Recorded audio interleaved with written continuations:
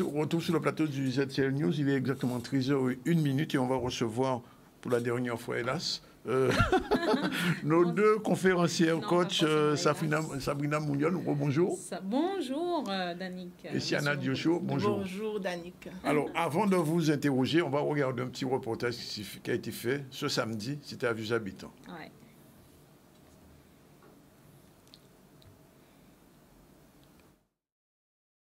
Aujourd'hui, je suis très contente parce que je suis à Vieux Habitants, parce que je suis originaire de Vieux Habitants et je remercie vraiment la mairie de Vieux Habitants et toutes les personnes qui travaillent aussi à la médiathèque de nous recevoir pour l'académie, la première édition de l'académie de la transformation au féminin.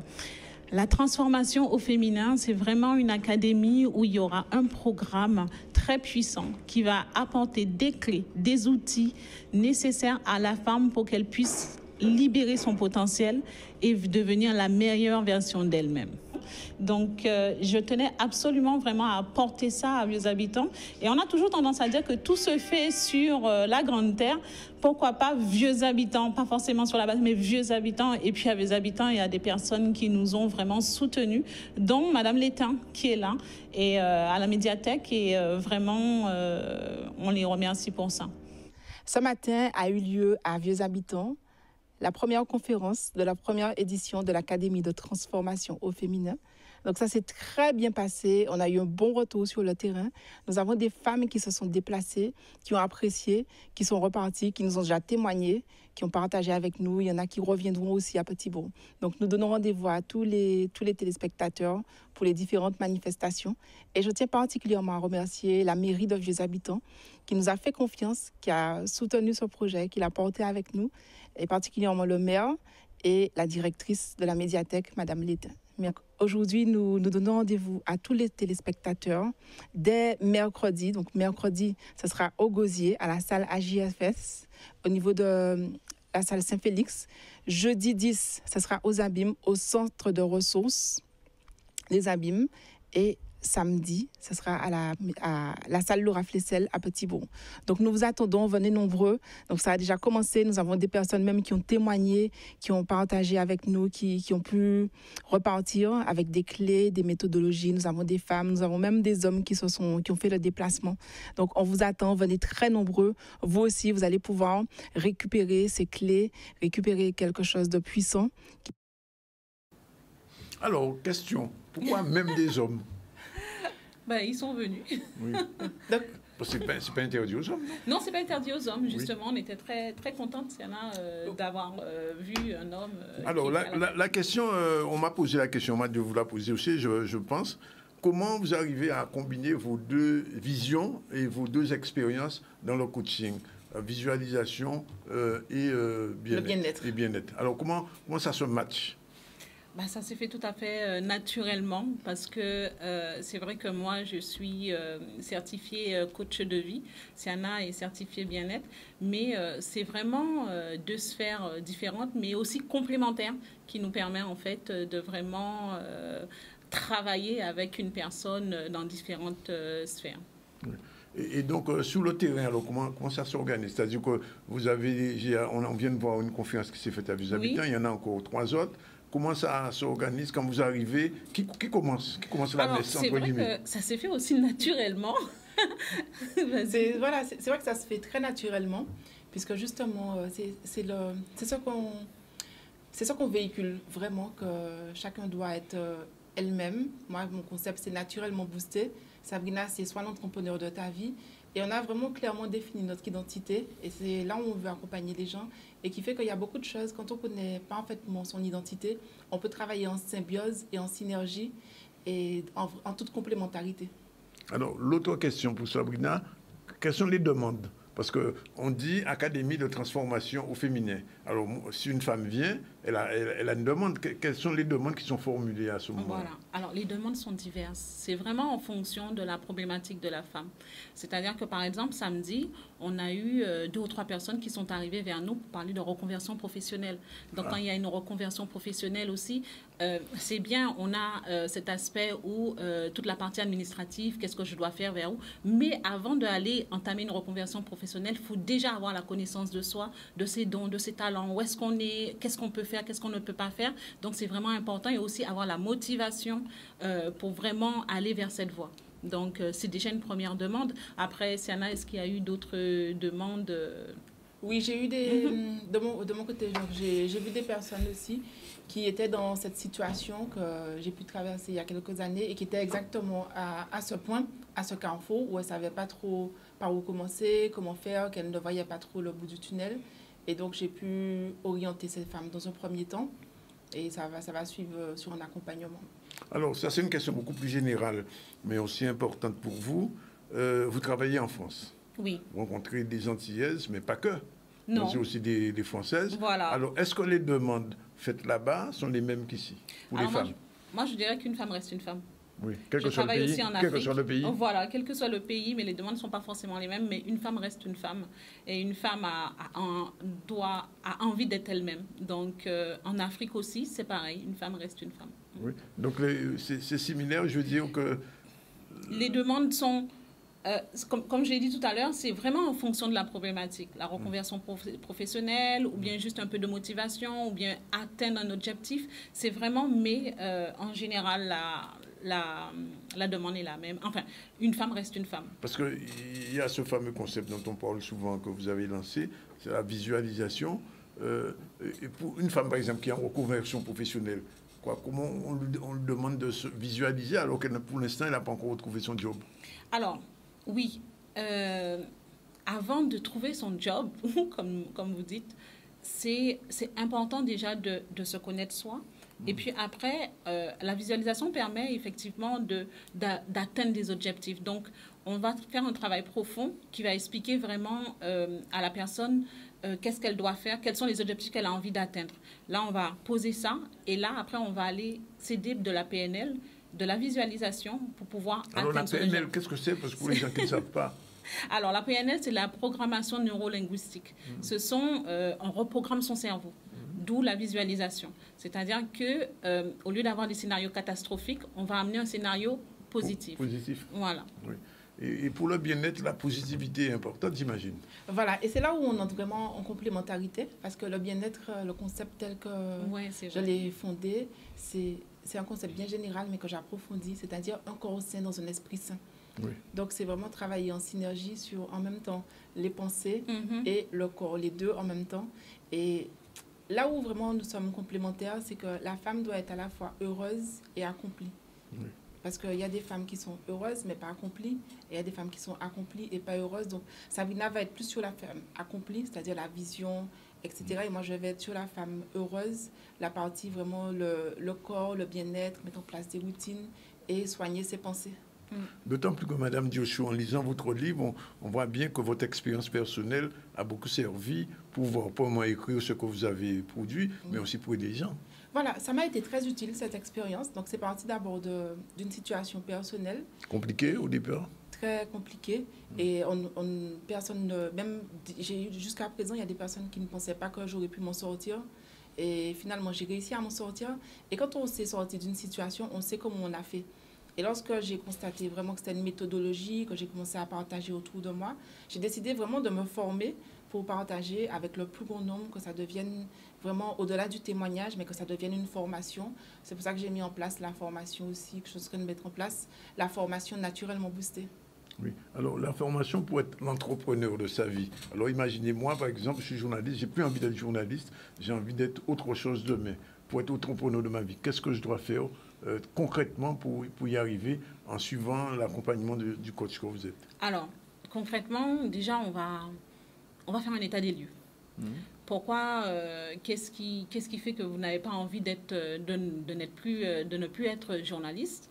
Et puis, qu'est-ce que vous avez envie de faire? C'est la grande question. être, où est-ce que je veux aller, qu'est-ce que j'ai envie de faire. Automatiquement, il y a quelque chose qui germe et on va aller chercher à l'intérieur de vous qu'est-ce que vous avez envie de faire, quels sont vos dons, quels sont vos talents, vers quoi vous avez envie. Il y a quelque chose qui est à l'intérieur de vous ou un rêve ou quelque chose que vous n'avez pas réalisé et que vous avez envie de faire. Donc après, on va s'orienter vers là. Et après, au fur et à mesure des séances, il va y avoir aussi une atteinte d'objectifs. Après, si on voit qu'il y a des croyances limitantes pour ne pas atteindre cet objectif, on va aller aussi faire exploser ces croyances limitantes. Il y a tout un travail à faire. Alors, le coaching, d'une manière générale, je vous pose toutes les deux la question, vous aurez deux réponses. C'est un accompagnement personnalisé ou bien sûr un accompagnement en groupe? Parce que vous faites des conférences pour plusieurs personnes, j'imagine. Mais après, comment ça se passe au titre individuel? L'accompagnement dure combien de temps? Alors, je vais répondre pour moi. Je vais répondre pour moi. C'est vrai qu'on fait des conférences. Je fais aussi des ateliers où j'interviens aussi en entreprise. En entreprise, c'est une autre forme de coaching puisque c'est un coaching d'entreprise. Là, c'est en groupe. Il y a aussi des ateliers en individuel. Il y a aussi des ateliers avec des personnes particulières, mais en groupe. Mais aussi un coaching one-to-one. Le coaching de vie est vraiment un coaching one-to-one. C'est un coaching qui nous permet aussi de rentrer vraiment en profondeur avec le coaché. Donc, on a plusieurs choses à proposer. Oui. Et pour le bien-être, est-ce que c'est le même chemin ou un chemin différent? Voilà, donc en ce qui me concerne pour le bien-être, donc je privilégie beaucoup les ateliers en groupe, mais je fais aussi en individuel pour les personnes qui veulent approfondir, parce qu'il y a toujours cette dimension où on veut approfondir. Et en groupe, il y a des thématiques, des grandes thématiques sur le bien-être, puisque le bien-être, c'est la somme de 3 choses. C'est déjà l'alimentation, le sommeil et l'activité physique. Donc bon, l'alimentation? L'alimentation. Pourquoi l'alimentation? Parce que c'est le corps en premier lieu. Le corps, oui. Et c'est vrai que souvent, pour moi, c'est tellement naturel et je me rends compte que c'est la partie que j'aborde même samedi, quand j'ai abordé cette partie, c'est cette partie que les personnes m'ont dit qu'ils ont préférée sur l'alimentation parce qu'il y a des clés très importantes. Parce que notre corps, c'est une machine et elle doit bien fonctionner. Il faut lui donner tout. Il suffit qu'il manque une seule chose, mais le cerveau pour ne pas fonctionner, le cœur, d'où on voit cette explosion de... C'est le cerveau quand même qui dirige, quand même. Oui, c'est qui dirige le corps. Alors, le cerveau dirige, mais en même temps, l'intestin, c'est le deuxième cerveau. Donc, il faut vraiment prendre soin de... J'ai entendu ça. Oui. Voilà, il faut prendre soin de son intestin. Et est-ce que ce sont des informations que j'aime diffuser vraiment à grande échelle parce que ce sont des choses que les personnes n'ont pas forcément la connaissance. Et par cette connaissance, on peut vraiment améliorer son ça veut dire qu'il faut, à la limite, changer complètement son alimentation quelquefois? Pour certaines personnes, oui. Pour certaines personnes, parce qu'elles ne se rendent pas compte qu'une alimentation qui est défaillante peut entraîner des troubles, à savoir par exemple des troubles du sommeil, des troubles de la concentration, même aussi le burn-out, puisque ça atteint le psychisme. Donc, il y a un certain type d'alimentation à avoir pour avoir de bonnes pensées. Il y a des plantes à utiliser. Donc, il faut vraiment être très vigilant sur son alimentation, puisque Hippocrate, le père de la médecine moderne, disait que l'alimentation soit ton remède. Donc, notre premier remède, c'est notre alimentation. Et le sommeil vient en troisième position? Non, c'est un équilibre. Il n'y a pas de position. Et le sommeil aussi, c'est quelque chose qu'on néglige beaucoup, alors que le sommeil, c'est indispensable. Le repos, notre corps, il a besoin de temps de repos pour bien repartir. Et ça aussi, il faut vraiment travailler parce que vous savez qu'en France, c'est quand même l'un des pays au monde où il y a le plus de troubles de sommeil. Et ça agit parce que c'est aussi l'un des pays où on consomme le plus d'antidépresseurs, en tout cas en Europe. Et ça agit sur le reste de la journée. On se retrouve avec des personnes qui n'arrivent pas à entrer dans leur mission de vie, tout simplement parce que le corps ne suit pas. Voilà, c'est pour ça qu'on est complémentaires. Alors, l'autre question aussi qui revient, il y a eu 2 années de pandémie. Oui. Beaucoup de gens ont été suspendus, n'ont pas travaillé, ont été enfermés, etc. Est-ce que ça a influé sur leur psychisme? Et est-ce qu'au-delà de ça, les gens ont besoin de plus en plus, pour se retrouver, d'avoir un accompagnement? Oui. Personnellement, par rapport à la pandémie, effectivement, il y a eu un taux élevé de personnes qui ont décidé je dirais entre guillemets, devenir l'entrepreneur de leur vie. Oui. Ils ont décidé de faire des reconversions professionnelles, de prendre soin d'eux, de vraiment entamer cette démarche de transformation, de développement personnel. Voilà, il y a eu, ils ont fait appel au coaching. Voilà, ils ont fait appel à des coachs pour atteindre leur objectif. Parce que quand les gens étaient enfermés, cloisonnés, ils ont eu le temps de réfléchir. La question du bien-être se posait. Est-ce qu'on est en bien-être, qu'on est à l'extérieur ou bien qu'on est enfermé? Mais moi, en ce qui me concerne, la pandémie, j'ai constaté deux choses. Donc, j'ai constaté qu'il y a des personnes, justement, ils ont décidé de prendre... Donc, ça a été très bénéfique dans le bien-être, parce que des personnes ont décidé de se prendre en main. Elles ont décidé vraiment, elles se sont rendues compte qu'elles étaient une personne, qu'elles existaient, qu'elles n'étaient pas des personnes qui allaient travailler, qui sans vie. Donc, elles se sont rendues compte. Et donc, j'ai fait beaucoup d'ateliers sur Zoom, sur le bien-être, et ça a été très bénéfique. Et j'ai constaté aussi qu'il y a des personnes qui n'ont pas saisi cette opportunité. Elles n'ont pas su saisir cette opportunité parce que c'était aussi une opportunité de refaire le bilan sur soi-même, de ne pas repartir dans les mêmes conditions qu'on était avec le Covid. Parce que moi, ma devise, puisque je travaille beaucoup sur les pensées, ma devise, c'est que tout est opportunité. Tout est opportunité. Tout est opportunité. Même venir aux ZCL, c'est une opportunité. Même venir où? Bien sûr. Venir aux ZCL, c'est une opportunité. Oui, c'est une grande opportunité de pouvoir partager. Alors, l'avant-dernière question, puisqu'il y a des rendez-vous à venir. Voilà. On est le 9. On est le 9. Oui.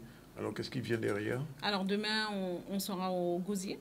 Oui. Voilà. À la JSF, je crois. Voilà, à la JSF. C'est une association avec laquelle on travaille souvent. Voilà, oui. D'ailleurs, on les salue. On sera aussi aux Abîmes, le jeudi 11 aussi, avec la mairie des Abîmes, c'est ça? Oui. Et puis le 13, pour terminer, la grande conférence du 13 à Petit-Bon. Alors, c'est une première académie. C'est la dernière? Ah non, bien entendu. Il y en aura. Nous sommes en train de préparer la deuxième édition. On pense déjà à la deuxième. Oui, on pense à la deuxième édition. Mais elle sera mixte ou bien toujours au féminin? C'est vrai qu'il y a beaucoup... Alors, il faut s'adapter parce que tous les hommes qu'on a rencontrés, ils ont souhaité pouvoir participer. Mais déjà, ils sont les bienvenus. Ouais. Et en fonction, on pourra s'adapter et faire... Je pense que ce serait bien de faire une petite branche pour les hommes. Pourquoi? Oui. Parce que moi, j'en ai besoin. Mais vous pouvez venir. Ben oui, je comprends. Il ne faut pas rester en marge puisqu'il est en train de se passer quelque chose de très puissant. Oui. Nous, on a commencé par les femmes parce qu'on s'est dit que dans un foyer, lorsque la femme est accomplie et heureuse déjà, c'est valorisant pour l'homme de vivre à côté d'une femme qui est épanouie. Donc, lui-même, ça le valorise. Et en plus... ça le soulage parce qu'il sait que sa femme, il n'a pas à s'occuper de sa femme et que ce sont deux personnes qui sont complémentaires, qui vont évoluer ensemble. Donc, quand une femme est bien dans un foyer, c'est toute une famille qui est bien. Ce sont les enfants qui sont bien. C'est le mari, c'est tout le monde. Donc, c'est important vraiment on a tenu vraiment cette femme à s'occuper d'elle en priorité. Mais surtout quand vous êtes des femmes, c'est ça? Voilà, je sais ce que j'allais dire. Une femme peut plus facilement parler aux femmes parce que nous savons à quoi est confrontée la femme, quels sont les challenges et les défis qu'elle doit relever au quotidien. Et on sait que ça peut être un frein, mais en tout cas, ça doit être une opportunité et qu'on doit s'en saisir. Et c'est pour ça que la plupart des coachs, même en Guadeloupe, sont des femmes? Non. Parce qu'il y a beaucoup de femmes qui font du coaching. C'est vrai? Je reçois ici souvent des coachs, des femmes. Chaque fois qu'il y a un débat, c'est avec des femmes. On trouve quelquefois un homme, mais en général, c'est un métier féminin ou quoi? Non, du tout. Non, du tout. Je ne pense pas. Mais franchement, c'est très bien qu'il y ait énormément de femmes coachs. Ça veut dire que déjà, il y a des choses qui se font en Guadeloupe. Une dernière chose, et on termine là. Oui. Est-ce que les coachs que vous êtes arrivent à aider les gens qui sont très émotifs? Parce qu'on dit souvent que l'émotion crée des situations compliquées et complexes pour les êtres humains, que ce soit les hommes ou les femmes. En quoi le coaching peut aider à, pas à gérer, j'aime pas tellement le mot, mais aider à canaliser les émotions? Qui répond? D'abord, Sabrina. Voilà.